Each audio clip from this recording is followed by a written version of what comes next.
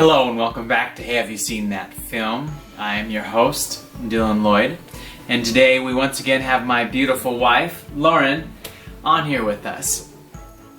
Today I've had Lauren come on to talk about her three favorite, you decided the three, right? Yeah, I narrowed it down. She's narrowed it down to her top three films, Book to film adaptations.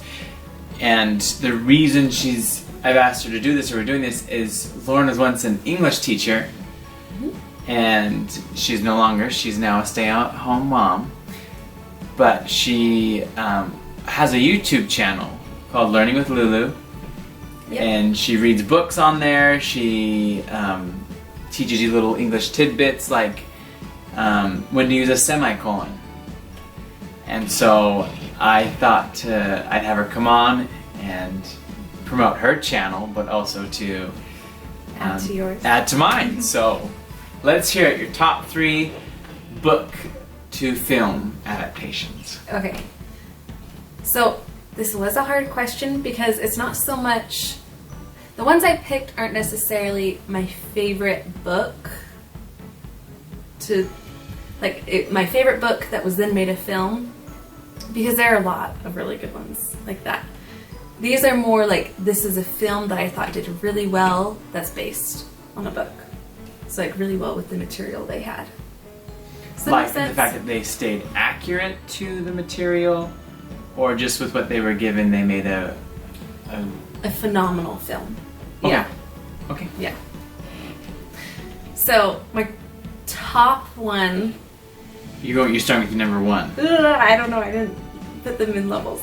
Oh, you didn't? Okay. But in my head right now, I think I'm doing my top one. My top one is Ever After, which I know you just did a video on, or you've done a video on.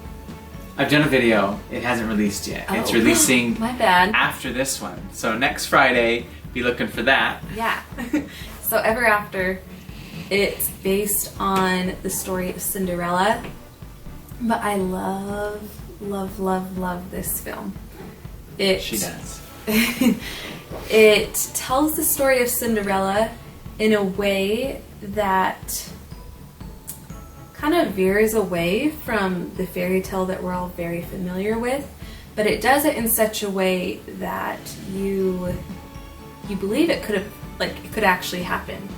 Like it almost feels like the story. In fact, it's told as the story that inspired the fairy tale. Mm-hmm. So based in a more like historical fiction rather than just a total fiction. Yeah. So yeah, I love Ever After. It's based on Cinderella, and you should definitely go watch that one. In my review, I said I feel like Ever After.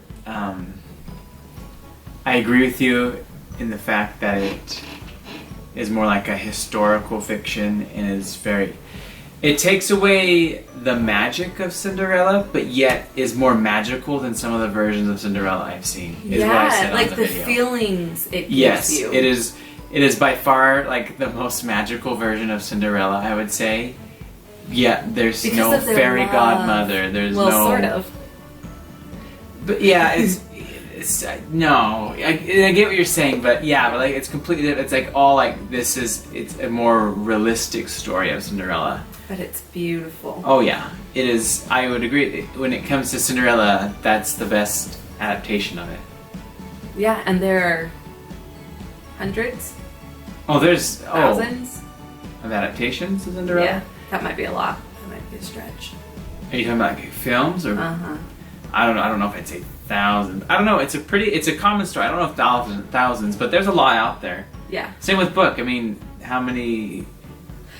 Definitely at least thousands. I mean, even just with the story itself, people have just kind of told it in their own Disney wording. has told it multiple times. Not just the animated, but like that Hilary Duff one.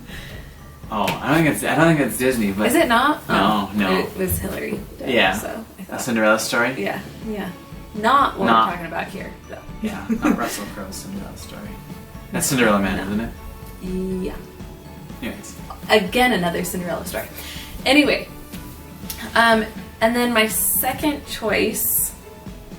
So Ever After is your number one. So this is your number two? Yeah. Okay. Jurassic Park. And some of you may not even have realized that Jurassic Park was based on a book, but it is. And it's by Michael Crichton, and that is such a good one. I love a lot of what Michael Crichton has written. In fact, my favorite book of his, Timeline, there is a film of that, isn't that? Yep, directed by Richard Donner and has Gerard Butler and Paul Walker.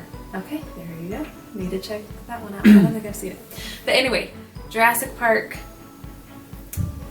I think that's one that as a film, it was successful enough in its own right that's probably why some people don't realize it was maybe based on a book, because it's just it's kind of become its own thing. I mean, it's one of those movies where the soundtrack, you hear the first second of it and you know what it is. So, you know what I'm saying? About the soundtrack? No, about how it's a film that's so good in its own right that people... That you don't associate it with a book. Yeah. You think. It's not like Harry Potter where you know there's the movies, but there's the series. There's the books, and the books. Yeah, that was one of my contenders for the first movie. Because the first movie I felt like was still super cute. But, if you'd argued for the first three, I would have said yes. The rest of them are rubbish. They just got too dark. No, the books obviously got dark too. No, I just think they are such terrible adaptations of the books. And they leave out so much good. Anyways. They'll probably redo it in 20 years anyway. Maybe. But anyway, Jurassic Park. Science fiction is just where Michael Crichton totally excels. And the way he writes is... when I'm reading one of his books, I feel like I am watching a movie. So if you are a film lover, if you're a movie lover, I would suggest reading anything by Michael. Okay, I haven't read everything by him, but but what you've read. But what I've read is super good, and I think he even helped with the writing of the film adaptation of Jurassic Park. So he's good at telling a story in a film-like way, I guess. What's cool about Michael Crichton is he's a writer. And he's written a lot of novels, but he's also written scripts and he's directed movies as well. I'm kind of surprised that he didn't direct or try to make Jurassic Park maybe a little bit sooner, or try to direct it himself. I don't know, maybe he just didn't want to. But yeah, he's such classics like Runaway. Okay, I've actually never watched Runaway yet. It's on my list. Tom Selleck fights in the future as a cop fighting robots. Oh, we watched a trailer for it. Yeah. Or Westworld. Michael Crichton's done a lot within films and books. So, I can't remember the point I was making there about Jurassic Park and him not... Something about him not directing. Anyways, yeah. Go on. He writes really well. Yes. Okay, so Ever After, Jurassic Park, and then... This one probably shouldn't come as a surprise. But Fellowship of the Ring. So that's number 3. Yeah. I mean, I picked that one. I considered the other 2 films, but I picked the first one specifically because... Boromir. Oh, maybe that was partially part of it. Sorry. But it's just... I will say... That is one of the films where, Peter Jackson. Yep. That's his name, right? Mm-hmm. Yeah. Peter Jackson, you can tell he did everything within his capabilities to do the book justice. I feel like there are probably a lot of really epic books out there that when are then turned into a film or turned into a show, maybe a lot is lost in the retelling and maybe it doesn't feel as epic, or the characters aren't as believable in their emotions or whatever. But with the Fellowship of the Ring, and I feel like everyone that they got to play the parts I feel like they just landed on something perfect. Like, they did so well. And I will say, granted, when I say Fellowship of the Ring, I love the extended versions of all of them. I guess particularly in Return of the King, there's just one moment where it's like, how could you not include this? But there are definitely moments in the extended versions that if you've read the books, you appreciate that being included so much. And I love that they even did extended versions because then you are able to get more of the story that J.R.R. Tolkien was telling. Mm-hmm. Oh, because I feel like the Harry Potter books are a good example of this. The Harry Potter films, they leave out so much that's in the books. Like, if you only watch the films, you would never know about Peeves, the poltergeist, or I don't know, a variety of other things. But they totally have it within their ability to make an extended version, or at least at the later films, they did make. They separated the last book into how many films? Two. I was gonna say 3, and that didn't seem right. But I love that Fellowship of the Ring tried to stay so true to this entire world that Tolkien created. And I think they succeeded. They're still very well loved books and films. And yeah, they just did so beautifully.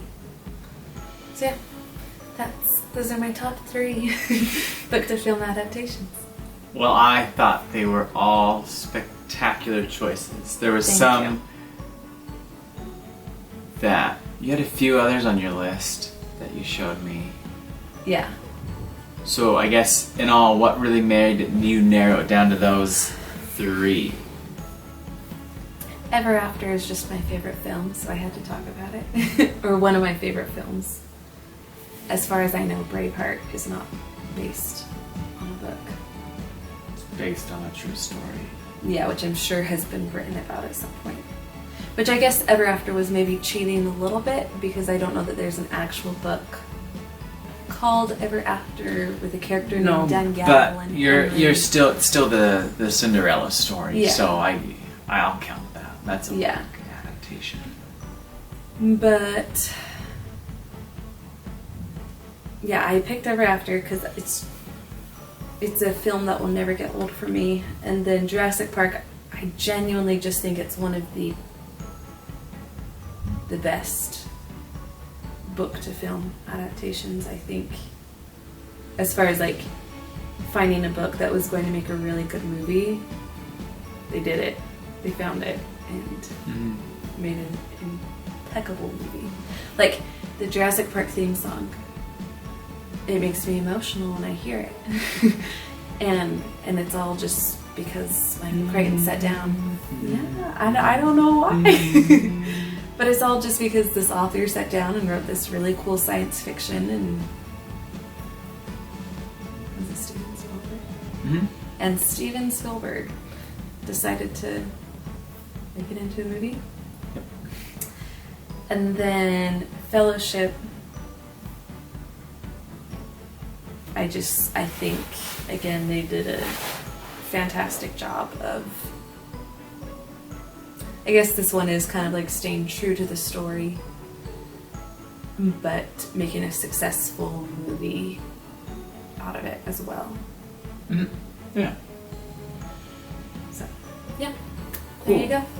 I appreciate you coming on today and telling us your top 3 book to film adaptations, my dear. Are you going to make your own list like this? You should. Right now? No. Oh, okay. So We don't have time for that. I'm not ready for that. Haven't thought about it. Maybe. Yeah. That'll be a video one day. Yeah. But where can they find your YouTube? Well, obviously on YouTube, but what's the name and? Yeah. So I guess you can drop a link in the description. Yeah, you can do that. Yeah. But it's Learning with Lulu. I think probably the best way to find it though is just in your search bar, search Lauren Jane Lloyd, and my channel should come up. Like Dylan said, I've got a lot of books that I have read the chapters of on there, a lot of little English language arts lessons there, and so yeah, check it out. Also, if you go super far back, oh wait, no, I hit this. Can you edit this out? What? I was gonna say you can find old videos of Dylan. Oh. You got rid of this? Yeah, I hid them. Oh, okay. Well. Anyways, go check out her channel. And make sure you subscribe to her channel and listen to some of her wonderful English content if you're tired of hearing me review films. Thanks for watching, and I hope you have a spectacular day of time whenever you watch this. Adios.